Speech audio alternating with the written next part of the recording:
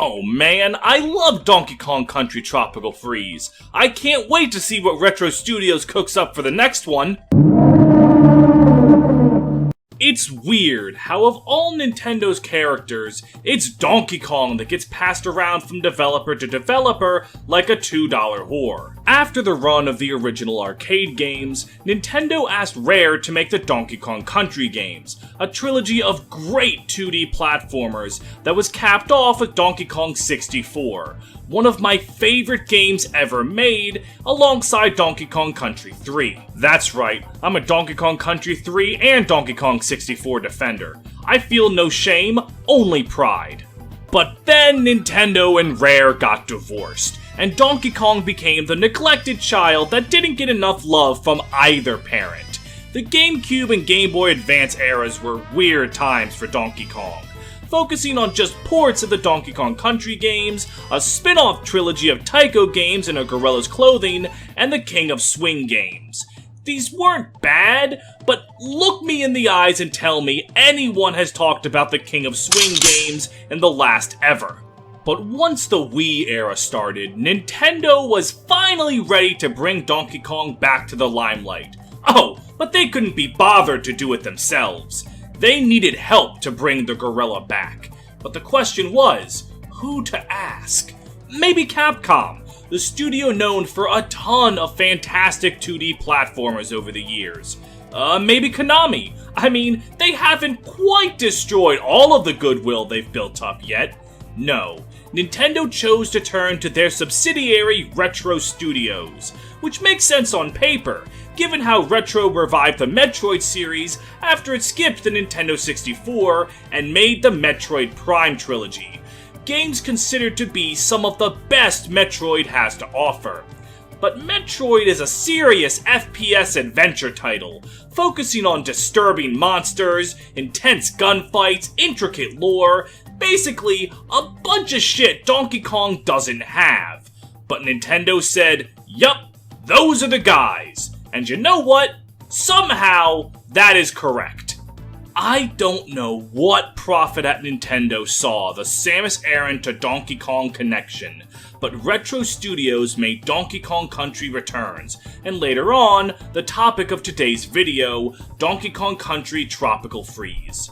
Two amazing platformers that released to commercial and critical success. They took what Rare did on the Super Nintendo and replicated it perfectly, as if the Donkey Kong Country series never went on hiatus in the first place.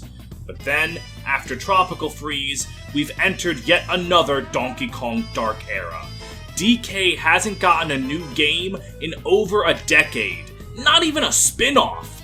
The most DK action we have is in Smash Bros. And Mario Kart. Truly, these are dark times for the King of the Jungle. Now, you could say that we should be thankful. We could be F-Zero or Mother, series that are essentially dead forever, but DK is not Ninten, he's fucking Donkey Kong. One of the most recognizable game characters ever, and I think him being absent from the limelight for so long is a bit weird and worth bitching about. But instead of bitching about what isn't, I'm going to talk about what is. I think it's worth taking a look back at this fantastic platformer, because it's worth remembering that Donkey Kong Country Tropical Freeze was a good game. Tropical Freeze is a standard 2D platformer. You start on the left, and like your boomer relatives on Facebook, you go farther and farther to the right. You can take 2 hits before you die. Unless you jump off a cliff, then you're sent to the Pale Rider with express shipping. Now, 2D platformers are a dime a dozen. Every time you sneeze, 3 more get added on Steam, but Donkey Kong Country stands out from the pack for a variety of reasons. First of all, are the fantastically tight controls. DK builds momentum at a perfect pace, and it's fun to build up speed and execute all of his moves, which surprisingly aren't that many, just rolling, ground pounding, and picking shit up. But all of them feel good to do. The hit detection is great. If you ever miss a jump or get hit, it's clearly your own fault. You can't be blaming any janky ass hitboxes. The sound design is also great. letting you feel the impact of every hit and the satisfaction of picking up any collectible. In addition to what he's capable of on his own, Donkey Kong has the ability to get the help of his fellow Kongs, Dixie, Cranky, and Diddy. All of them give Donkey 2 more hit points to work with before they disappear, and each Kong also gives him a special movement option. Dixie allows for a double jump, meaning you can gain height and distance very easily. Cranky Kong took a page out of Shovel Knight's book that Shovel Knight stole from Scrooge McDuck and can pogo off of enemies and hazards, allowing DK to traverse terrain he would normally be incapable of touching. And Diddy's gimmick is that he's completely useless. Using the help of the Kongs lets you get through levels in a bunch of fun ways that you couldn't otherwise. Trivializing a difficult platforming segment with Cranky, or saving yourself from a fucked up jump with Dixie is super great. They bring fun playstyles, and also continue the trend of Donkey Kong by himself always being the least interesting character to play as in a DK game. Like, seriously. Donkey Kong is either just outright not playable, or not as good as the Kongs around him. It's kind of sad, but more importantly, it's kind of funny. But Donkey Kong can run as smooth as butter. If he doesn't have any bread to put it on, well, you're not just gonna eat a stick of raw butter. Thankfully, Tropical Freeze has some fantastic level designs for DK to run around in, featuring some incredibly creative levels with a lot of fun gimmicks. There's this level where you get caught up in a twister, and you have to platform across platforms getting swept away in the wind, while also dodging lightning bolts and enemies getting whisked away with you. There's a level where there's this octopus, whose hatred of monkeys puts Frieza to shame, and he's trying to kill you the entire level, featuring slow, methodical swimming as he's blindly trying to hit you with his tentacles, and then a mad swim chase away from the fog. You have these beautiful silhouette levels returning from Donkey Kong Country Returns that just look great and are a blast to play through. You have a fruit factory where you have to survive the fruit cutting rooms and platform across fruit slices. Like, who the hell thinks of stuff like this? At every point, you're looking at what the game is throwing at you and going, wow, that's cool. It's honestly very impressive how they never managed to drop a beat in that rhythm. Hands down, my favorite part of the game is the final world, the frozen Donkey Kong Isle. All 8 of its main levels are references to the 8 worlds from Donkey Kong Country Returns. It's the original gimmicks combined with new stuff from Tropical Freeze, and it just creates a wonderful final world. It's a fun callback that isn't just hitting copy-paste. It's making a whole world from the ground up that just so happens to resemble one from before. It's a great way to build up to the finale. My favorite part is in the level based on the cave world. In the background, you can see a giant bat frozen in ice. This was a Rocket Barrel level from Returns, and seeing him just stuck there really got me the first time I played. I think I literally ran into a wall because I was so busy laughing at him. But the game doesn't just have your standard platforming. It also spices things up occasionally with levels built around vehicles, the minecart and the rocket barrel. The minecart is a series staple, asking you to dodge all manner of hazards while riding on a track that if an OSHA inspector ever looked at it, he would probably die on the spot. Then there's the rocket barrel, where you hover around obstacles at a set pace, trying to ignore everything just so you can listen to the music. Which, quick aside, the soundtrack in this game is overdosing on heroin the way it's so sublime. Both the minecart and the rocket barrel are levels done perfectly. They don't show up so often that you go, ugh, another one of these levels.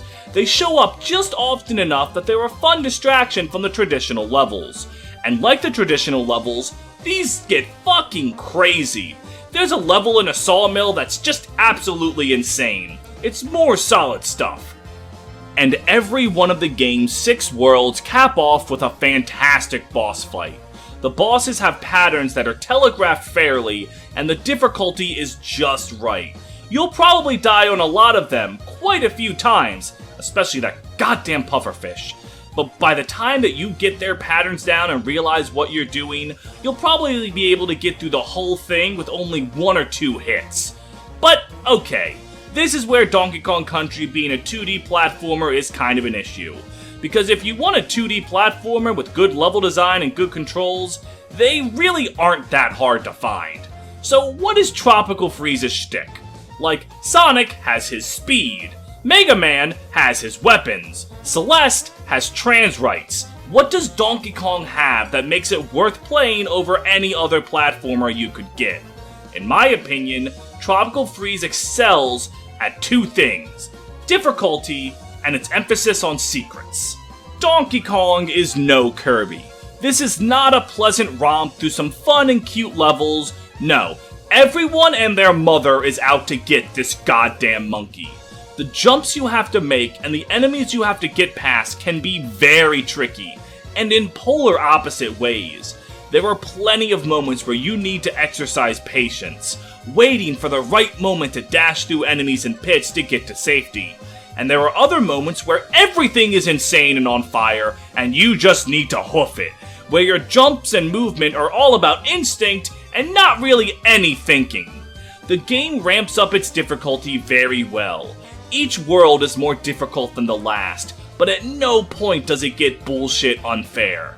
It's not really a ball buster like Battle Kid or I Wanna Be the Guy. It's more so a testicle tickler. You can get through it with enough grit and determination, but you'll definitely bleed for it. What are ball busters are the temple levels, unlocked by collecting all the Kong letters in every of the 6 worlds. These levels are some of the hardest in any platformer out there, requiring pixel-perfect timing and a non-stop bull rush where you rarely have time to breathe. You will die dozens and dozens of times on these levels. But like the rest of the game, it is fair. Every death, you will get slightly farther, see a whole new screen of bullshit, and then die to that a dozen more times. But the satisfaction of finally beating a temple level makes it all worth it. I cannot talk enough about how finely tuned this game is at making a fair challenge. And if you're worried, the temple levels are completely optional. You only have to stab yourself if that's something you think will make you happy. And as if surviving wasn't hard enough, while making those tricky jumps and getting impaled by penguins, you need to keep your eyes peeled for the secrets in the level. There are 3 main secrets: alternate pathways, Kong letters, and puzzle pieces. The alternate paths are what they sound like. You can finish the level through a special way, and that opens up a secret level in the world. The Kong letters open up the temple levels, and are often very easy to see and are just naturally thrown about in the level. You might have to take a second or two to figure out how the hell to get a Kong letter, but they're normally in plain sight.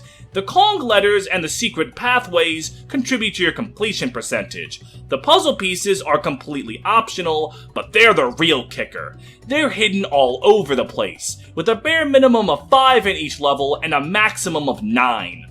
These are the real collectible. Sure, they only get you concept art for finding them, but they give you concept art. I love concept art.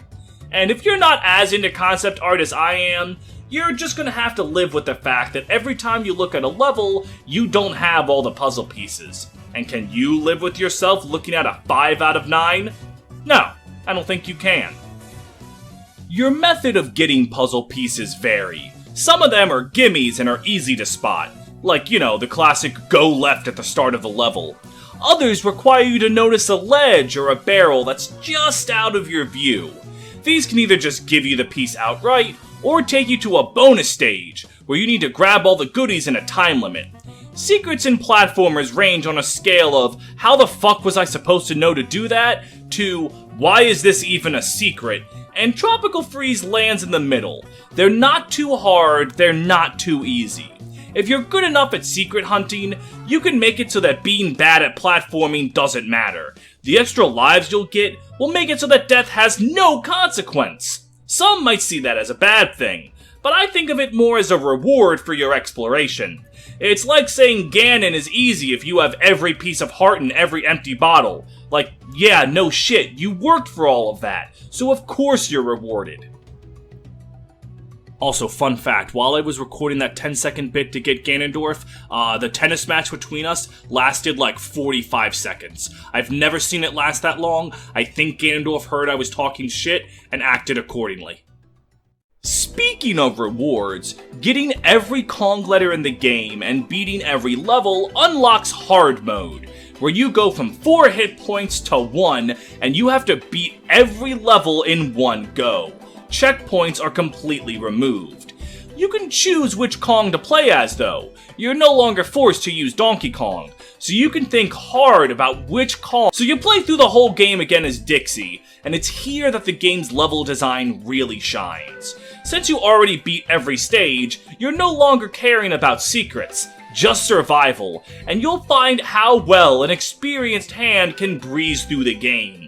Levels that once took you many tries now become complete cakewalks that you can just blaze through quickly. It's a very satisfying thing to see how far you've come. Except for the temple levels. Having to do them again makes me want to kill myself, but the promise of more Donkey Kong keeps me going. Speaking of dying, that's not what you're gonna do in Funky Mode, the new version added to Tropical Freeze for the Switch release, and it's basically God Mode. Funky has 5 hit points, can't die in some pits, a surfboard that lets him get way more jumps than thought humanly possible. He makes the entire game a complete cakewalk. For someone like me, who likes challenge in his platformers, I don't enjoy Funky Mode very much. But games are not made under the guidelines of what would Steve like. If you like the kind of cheese Funky Kong brings to the table, I can definitely see you getting a lot of mileage out of him. And I'm glad that he's here as a playable character, even if I personally don't care very much. So from what I've been saying, it sounds like Donkey Kong Country Tropical Freeze is the greatest game ever made. And honestly, kinda. It's definitely one of the best 2D platformers ever made, in my opinion, and definitely worth playing. But it's not perfect. I do have a few complaints, though one of them is more so just a nitpick. The nitpick is that none of the Kongs talk except Funky. Weird that he's the only one smart enough for speech. You know, the stoner surfer is well known for his functioning brain cells. Now, this isn't an issue for most of the Kongs. I don't need to see Donkey and the pufferfish engage in an intellectual discussion on the geopolitical climate of the Middle East, but this is a problem for Cranky. Cranky Kong's main character trait is that he's, well, a dick. He's constantly shit-talking Donkey Kong and his friends, saying how their game sucks and how Cranky's a better monkey than they'll ever be. Cranky is 100% the kind of guy to say kill yourself when someone types good luck, have fun in all chat. And if I can't hear him say that, then it's just not Cranky. But again, that's more of a complete nitpick. My actual complaints lie with Diddy Kong and Rambi. Diddy's thing is he can hover with his jetpack, giving Donkey Kong some horizontal distance. This sounds good, and it is. He makes platforming easier like a power-up is supposed to. The problem is Dixie. Her double jump does what Diddy Kong is doing, but just better. It gives horizontal and vertical height, so Diddy just doesn't contribute. You really only use Diddy in levels that force you to. When you have a choice, there's no reason to ever pick him. But the thing is, he's still fun to use. Like, when the game forces Diddy on me, I don't go, ew. I mean, the hover is still nice. It's like eating a Big Mac while you're looking at a Five Guys burger. Am I going to be mad that I have a Big Mac? No. Am I going to want that Five Guys burger instead? Absolutely. And Rambi is the game's lone animal buddy. Riding him lets you burst through walls and enemies. But he's the only animal buddy in the game, and he was also the only animal buddy in Returns. And I'm sorry to any rhino enthusiasts, but Rambi was always kind of like the most boring animal buddy, compared to hopping around with Winky, swimming through with Enguarde, or all the cool shit you did with Squitter, making your own platforms and shooting down enemies. Rambi just kinda moves forward. Like, his levels aren't bad, they're still fun, I just wish I had more of the old Animal Buddies again. But cutting back on the levels dedicated to Animal Buddies means more levels dedicated to the good platforming, which I guess is what they wanted to focus on. And that's completely fair. This isn't a deal breaker by any means, I just really miss that goddamn spider. しかし彼らのおかげだ。彼らのおかげでわしらは生きているのじゃ。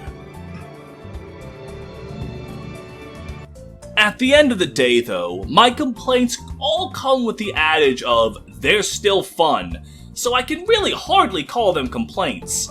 I genuinely love the entire Donkey Kong franchise. The arcade games, the original trilogy, 64, the Returns games, they're all some of the best at what they do. And standing at the top of this series is Tropical Freeze. I wholeheartedly think it is one of the best platformers of all time, and deserves to stand with all the other widely acclaimed platformers. And if there had to be a game to precede a decade-long hiatus, this might be one of the best ones to do it. If you haven't, I strongly recommend grabbing a copy for yourself. You'll find it's more than worth the look back.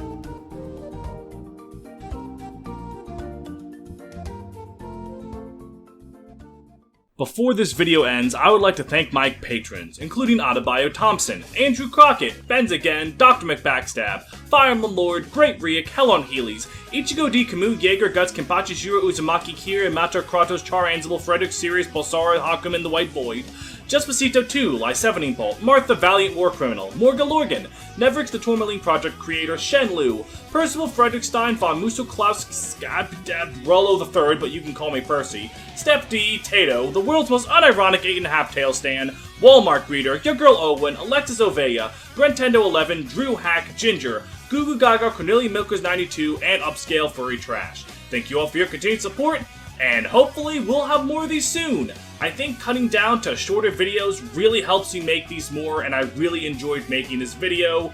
Thank you for sticking through to the end.